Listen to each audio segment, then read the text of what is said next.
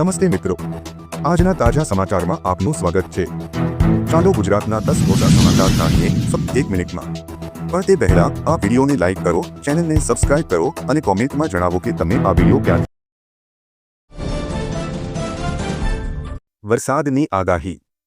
હવામાન વિભાગની વરસાદને લઈ આગાહી સામે આવી છે, જેમાં રાજ્યમાં 3 વરસાદી સિસ્ટમ સક્રિય થતા વરસાદનું જોર વધશે અને દક્ષિણ ગુજરાતમાં આજે ભારે વરસાદની આગાહી કરવામાં આવી છે। નર્મદા, ડાંગ, વલસાડમાં ભારે વરસાદની આગાહી કરવામાં આવી છે, તો નવસારી અને દમણમાં પણ ભારે વરસાદની આગાહી કરવામાં આવી છે।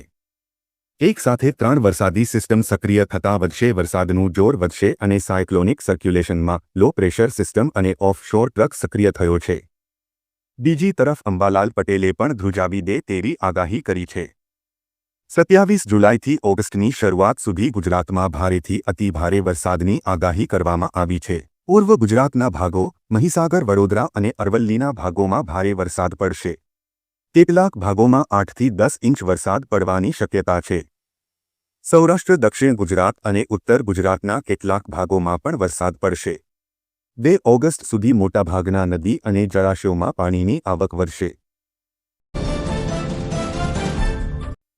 ઓગસ્ટ મહિનાના મફત અનાજનું વિતરણ ક્યારે શરૂ થશે? સરકાર દ્વારા દર મહિને રેશન કાર્ડ ધારકોને મફત અનાજ આપવામાં આવે છે। સરકારનો મુખ્ય ઉદ્દેશ્ય દરેક જરૂરિયાતમંદ વ્યક્તિ સુધી રાશન પહોંચાડવાનો છે।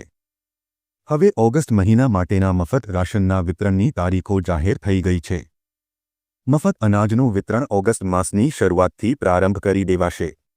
મફત અનાજનું વિતરણ ક્યારે શરૂ થશે? રાશન કાર્ડ ધારકો માટે એક મહત્વપૂર્ણ સમાચાર સામે આવ્યા છે। જન્માષ્ટમીના તહેવારો વધુ સારી રીતે ઉજવી શકે તે માટે પરિવારોને રાહતદરે વધારાની ખાંડ અને ખાદ્યતેલ વિતરણ કરવાનો નિર્ણય લેવામાં આવ્યો છે। આ માટે આગામી ઓગસ્ટ માસના પ્રારંભથી સસ્તા દરે અનાજ વિતરણ શરૂ કરાશે। કાર્ડ ધારકો રાશનની દુકાન પર જઈને પોતાનું રાશન મેળવી શકશે। રાહત દરે મળશે રાશન। ચણા કાર્ડ દીઠ 30 રૂપિયા પ્રતિ કિલો અને તુવેર દાળ 50 રૂપિયા પ્રતિ કિલોના રાહત દરે વિતરણ કરવામાં આવશે। નેફસા હેઠળના અંત્યોદય તથા અગ્રતા ધરાવતા દરેક કુટુંબો તથા નોન નેફસા કુટુંબોને મીઠું 1 રૂપિયા પ્રતિ કિલો આપવામાં આવશે। જન્માષ્ટમી અને દિવાળીને વધુ સારી રીતે ઉજવી શકે તેવા હેતુથી કુટુંબ દીઠ 1 લીટર ડબલ ફિલ્ટર્ડ સિંગતેલ તેમજ વધારાની 1 કિલોગ્રામ ખાંડનું રાહતદરે વિતરણ કરવામાં આવશે। તહેવારોમાં મુસાફરોને રહેશે સરળતા। ગુજરાત એસટી નિગમ રક્ષાબંધન, જન્માષ્ટમી જેવા તહેવારોને ધ્યાને રાખી 6500થી વધુ એક્સ્ટ્રા ટ્રીપનું સંચાલન કરશે।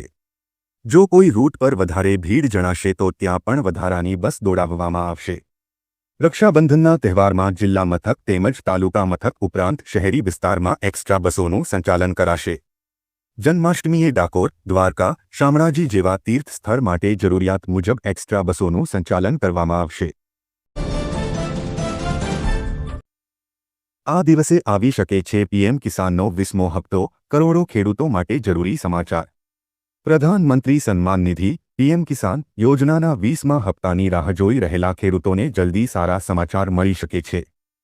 પડેલા જૂન 2025માં હપ્તો આવવાના સમાચાર હતા, પરંતુ હવે સામે આવેલા રિપોર્ટ્સ અનુસાર 2 ઓગસ્ટે ખેડૂતોના ખાતામાં 2000 રૂપિયા આવી શકે છે, પરંતુ આ વિશે હજુ સત્તાવાર જાણકારી સામે આવી નથી।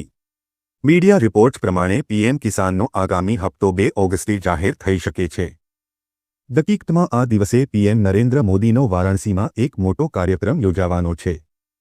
તેમાં ઉત્તર પ્રદેશ માટે 1 કરોડની ભેટ આપવામાં આવશે। તેવામાં માનવામાં આવી રહ્યું છે કે આ દિવસે પીએમ કિસાન યોજનાનો 20મો હપ્તો જાહેર થઈ શકે છે।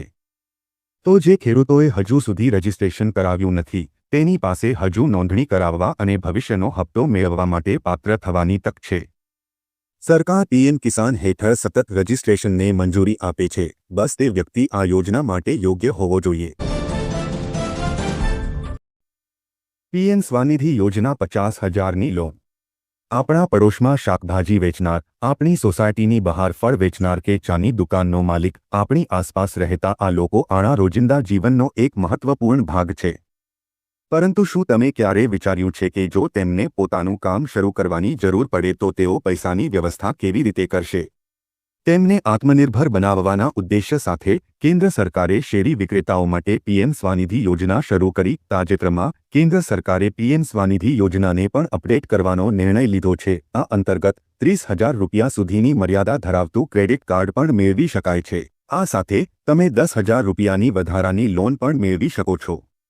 આ યોજના હેઠળ તેમને ગેરંટી વિના નાની લોન આપીને ફરીથી પોતાના પગ પર ઊભા રહેવાની તક આપવામાં આવી.